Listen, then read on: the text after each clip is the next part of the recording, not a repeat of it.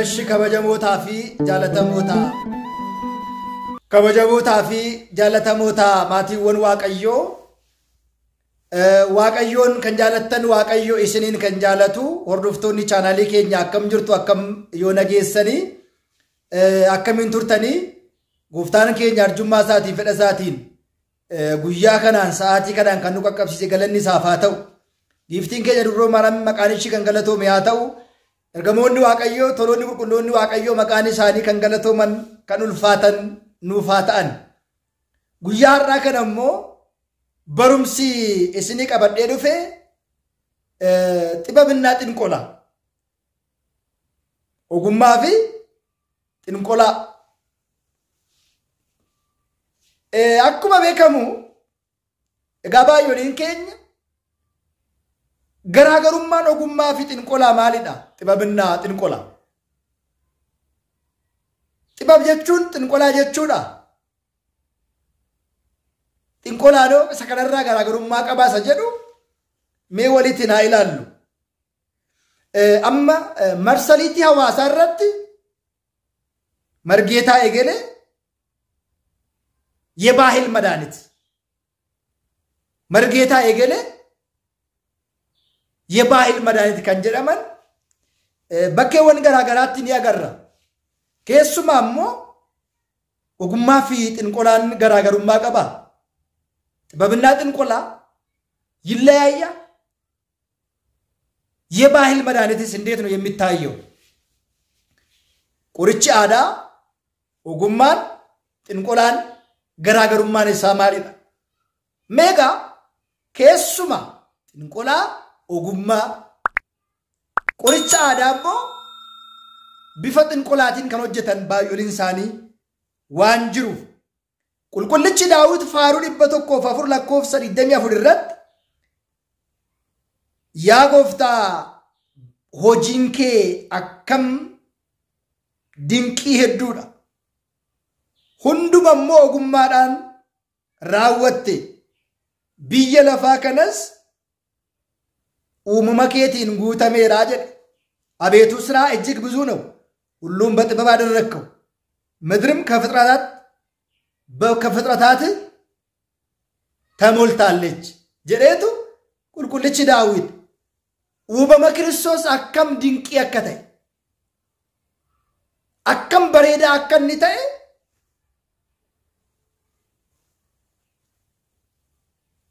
asirratti ibsa jechaadha. Keessumaa qulqullichi Daawit ogummaan jalqabaa Waaqayyootiin sodaachuudha. Kan ishee raawwatu hunduma immoo hubannoo gaarii qabu. Galataanis hanga baraatti ni jiraata. Jechuudhaan waa'ee ogummaa kanaa qulqullichi Daawit bal'isee tuqaa. Keessumaa fakkeenya tokko torba irratti ogummaan jalqabaa Waaqayyoon sodaachuudha. Warreen dhibaa'onni garuu ogummaa fi gorsa ni tuffatu. የጥበብ መጀመሪያ እግዚአብሔርን መፍራት ነው። ሰነፎች ግን ጥበብንና ማስተዋልን ይንቃሉ ጀዴቱ ካኤ ጅራ ዋይን ኦጉማ ከናጋ ባዬ ደኑዳ ዱባኔ ፊጡ ሲንደንደኙ ባዬ ሄዱ ዋን ta'edha. Deebisee ammas fakkeenya sagal gubbaarratti ogummaan jalqabaa Waaqayyoon sodaachuudha. Qulqulloota beekuun immoo hubannoodha jedha. Qulqulloota beekuun hubannoodha. Amma gaa namoonni tokko ogummaa Waaqayyoo fi ogummaan seexanaa kan wal jalaa marqe kan wal jalaa make baay'ee isaanii jiru. Ogummaan Waaqayyoo fayyisuudha, hiikuudha, hojii Waaqayyoo hojjechuudha. Inni ogummaadhaan warra dhibaman gooboo naafa diriirsee jaamaa ija banee du'a keessaa kaasee fayyiseera. garuu ogummaan Kiristoos ajjeesu too hin ta'in isa fayyisudha. Namoonni tokko garuu amma xinqolaa xibab, nama cabsuu xibabii ogummaa, nama gufachiisu ogummaa, namatti tolcha gochuu ogummaa godhanii kan yaadan baay'oon isaanii jiru mana kiristaanaa keessa. Ogummaan maalidha? Fayyisuudha. Ogummaa Waaqayyootti fayyadamanii fayyisuudha, cuuphuudha, nagaa taasisuudha malee ajjeesuu, hidhuu, jaamsuu, shibaa gochuu, naafa gochuu, ija jaamsuu, lubbuu baasuu, dhala dhowwuu, nagaa dhowwuu, qabeenya dhowwuu miti ogummaan. Garuu amma mana kiristaanaa keessa warra jiran xibab margeetaa eegale xibab madaaneeti. Ogummaa qoricha ogummaa. Ogummaan keenya maali? Fannoo Kiristoosiin fayyisuudha qaqqabannee malee hidhuu miti.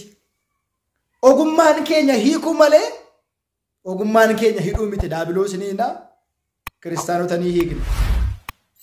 Ogummaan keenya xoroqqoluu miti.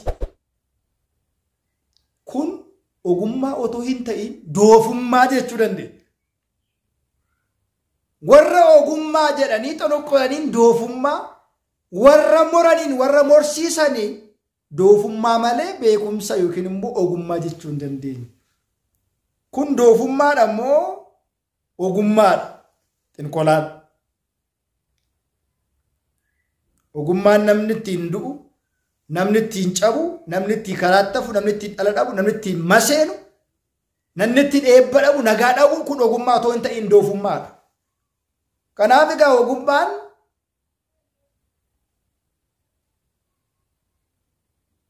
hojii fayyinaa, hojii nagaa, hojii jaalalaa malee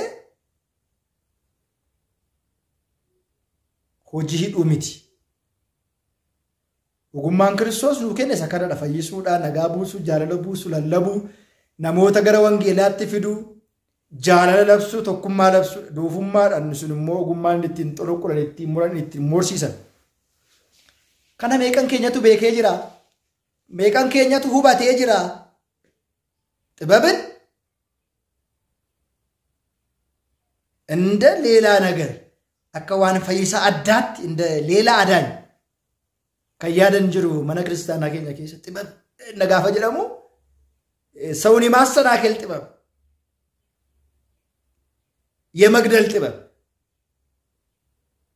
ሽባ የማድረግ ጥበብ፣ መሃን የማድረግ ጥበብ ጥበብ ነው ጥንብ እንጂ ኩን ogummaa akka hin taane beekuu baruun isinirra jira jechaadha maatii walbaa. Nuti Waaqayyo irraa kan baranne malee daabiloos irraa kan baranne hin qabu. Hojiin daabiloos hidhuudha, rakkisuudha, dhiphisuudha, sammuu qabuu, luka qabuu, garaa qabuu, dharsha dhowwuu, rakkoo garaa gara namatti fiduudha hojiin daabiloos. Hojiin Waaqayyoo hojii fayyinaa, hojii nagaa, hojii jaalalaa, hojii abbummaa gochuudha. Kanaaf warri mana kiristaanaa keessa ta'anii ogummaa jedhanii hojii doofummaa, hojii moraa, hojii morsiisuu hojjetan adda baanii beekamuu qabu. Amma namoonni tokko maal jedhu seetan? Haa inni qoricha aadaa kenna malee hin xoroqqollu kan jedhan jiru. Margeetaadha garuu የባህል መድኃኒት አዋቂ፣ የባህል መድኃኒት አዋቂ ቅጠል በጣሽ ስርማሽ jedhama. Idda mukaa kan qofforu, baala kan cuunfu, kan tumu, kanaaree awaaqii የባህል መድኃኒት አዋቂ የባህል መድኃኒት አዋቂ